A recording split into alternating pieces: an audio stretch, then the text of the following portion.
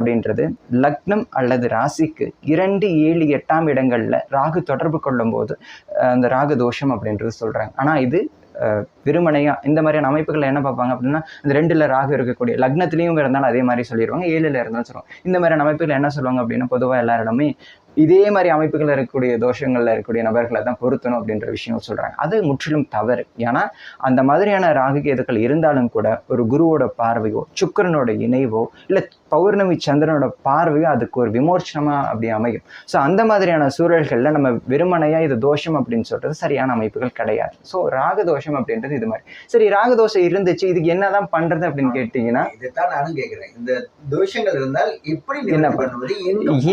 இயல்பான ஒரு விஷயம் என்ன அப்படின்னு சொன்னா, நீங்க என்னதான் தோஷங்கள் கிரகங்கள் மாறி உட்கார போவது கிடையாது. சரி, லக்னத்துல ராகு இருப்பா, 7ல கேது இருக்கு, இதுல என்ன மாதிரியான விஷயங்கள் அமையும் அப்படின்னா, திருமணம் நடக்குமான்னு நிச்சயம்